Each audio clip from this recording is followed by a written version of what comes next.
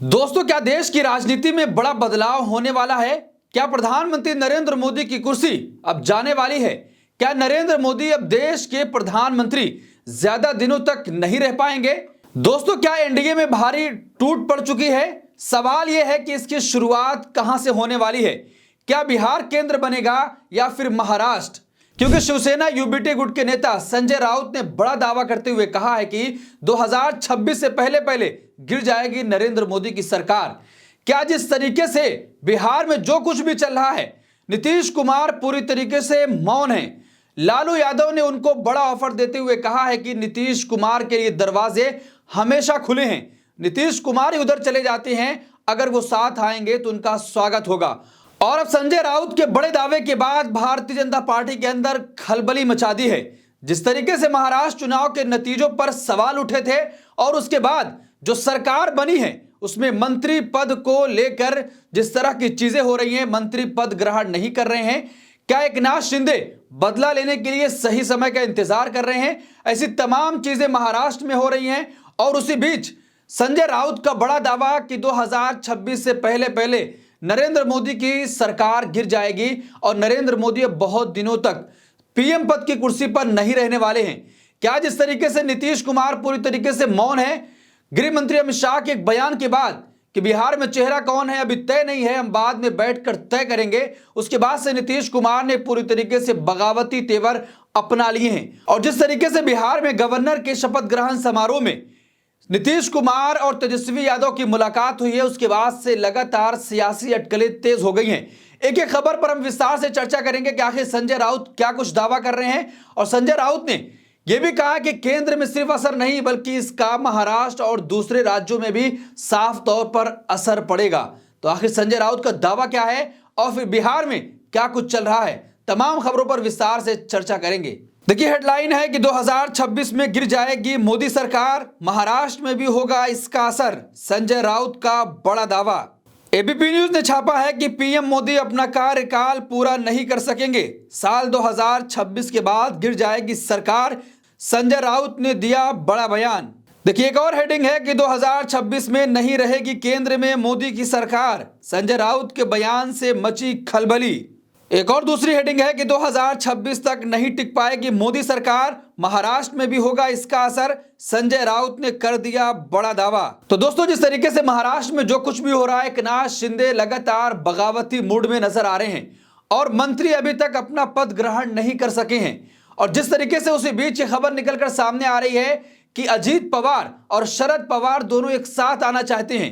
क्या उसका खेला पूरी तरीके से अब बिहार से लेकर महाराष्ट्र और दूसरे राज्यों में किया जा चुका है? जिस तरीके से कहा जा रहा है कि एनडीए में भारी टूट होने वाली है।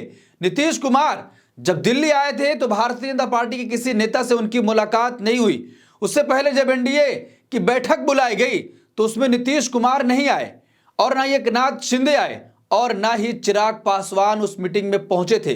क्या तीनों नेताओं ने पूरी तरीके से इंडिया गठबंधन के साथ मिलकर भारतीय जनता पार्टी के साथ खेल करने का प्लान कर लिया है? और उसी बीच संजय राउत का यह दावा कि 2026 से पहले पहले भारतीय जनता पार्टी की केंद्र से सरकार गिर जाएगी, नरेंद्र मोदी अपना तीसरा कार्यकाल पूरा नहीं कर पाएंगे, ये बड़ा दावा संजय राउत कर रहे हैं।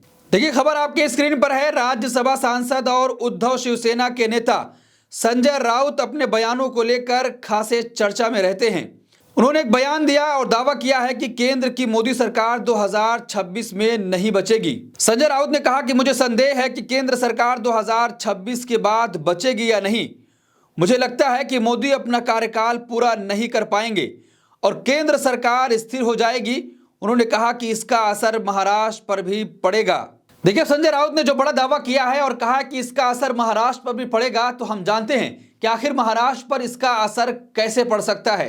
देखिए, महाराष्ट्र में कैसे पड़ेगा असर। महाराष्ट्र विधानसभा चुनाव में भाजपा ने 132 सीटों पर जीत दर्ज की, तो वहीं शिवसेना ने 57, एनसीपी ने 41 सीटों पर जीत दर्ज की है। इन तीनों दलों ने मिलकर महाराष्ट्र में सरकार बनाई है। संजय राउत का दावा अगर सही साबित होता है तो महाराष्ट्र में भी बीजेपी मुश्किल में पड़ सकती है। यही कारण है कि राउत ने दावा किया कि केंद्र के स्थिर होने के बाद महाराष्ट्र पर भी इसका असर पड़ेगा। तो दोस्तों, हालिया घटनाक्रम को देखने के बाद ऐसा लगता है कि पूरी तरीके से एनडीए फंस चुका है। जिस तरीके से नीतीश कुमार मौन है और ऐसी खबरें आ रही हैं कि नीतीश कुमार की गुपचुप इंडिया गठबंधन से मुलाकात भी हो गई है। कई नेताओं ने साफ तौर पर नीतीश कुमार को ऑफर दे दिया है कि आप इंडिया गठबंधन में आइए और उसके पूरी तरीके से नेतृत्व करिए। और जिस तरीके से कल खबरें चल रही थी कि कांग्रेस पार्टी ने नीतीश कुमार को ऑफर दे दिया है कि अगर आप मनुवादियों की सोच को छोड़कर आते हैं तो आपका स्वागत किया जाएगा। और जिस तरीके से लालू यादव ने कहा कि नीतीश कुमार के लिए दरवाजा हमेशा के लिए खुले हैं, नीतीश कुमार उधर चले जाते हैं, वो अगर हमारे साथ आते हैं तो हम मिलकर काम करेंगे। उसके बाद से लगातार भारतीय जनता पार्टी की मुश्किल और भी बढ़ने वाली है। देखिए, बिहार में भी आरजेडी प्रमुख लालू यादव ने कहा कि नीतीश के लिए दरवाजे हमेशा खुले हैं, नीतीश को भी खोल कर रखना चाहिए। लालू ने कहा कि नीतीश कुमार साथ में आए, मिलकर काम करेंगे। नीतीश कुमार ही हमेशा भाग जाते हैं, हम माफ कर देंगे। लालू के इस बयान के पहले भी नीतीश को लेकर कई तरह के बयान सामने आए हैं।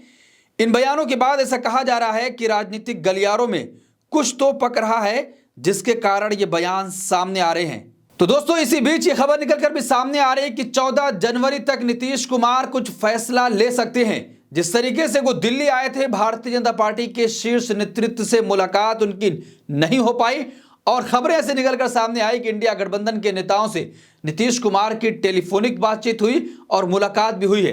क्या ये तमाम चीजें अब भारतीय जनता पार्टी को मुश्किल में डालने वाली हैं? क्योंकि लगातार नीतीश कुमार मौन हैं और राजनीतिक पंडित ये कहते हैं कि जब जब नीतीश कुमार मौन होते हैं तब तब कुछ बड़ा खेला वो कर जाते हैं। क्या इस बार भी नीतीश कुमार अभी तक मौन है, चाहे वो बाबा अंबेडकर का मामला हो या फिर वन नेशन वन इलेक्शन का मामला हो या फिर वक्फ बोर्ड का मामला हो? तमाम ऐसे मुद्दे हैं जिस पर नीतीश कुमार ने खामोशी इख्तियार कर ली है। और इसी बीच नीतीश कुमार की यात्रा भी होने वाली थी, लेकिन उस यात्रा को नीतीश कुमार ने रद्द करके दिल्ली पहुंचने का प्लान किया था और उसके बाद वो भारतीय जनता पार्टी के नेताओं से मिले बिना बिहार वापस चले गए। और संजय राउत का यह दावा कि 2026 से पहले पहले केंद्र की सरकार गिर जाएगी और नरेंद्र मोदी अपना तीसरा कार्यकाल पूरा नहीं कर पाएंगे, तो यह कहीं ना कहीं एनडीए में पूरी तरीके से खलबली मचा दी है।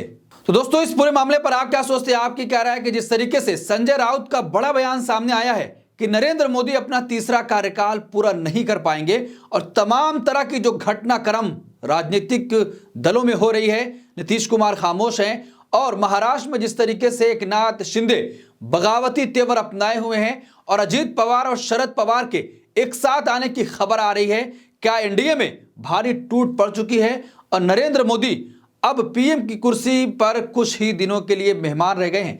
आपकी क्या राय? कमेंट बॉक्स अपनी राय जरूर दें और ऐसी तमाम खबरों के लिए देखते रहिए देश नीति। धन्यवाद।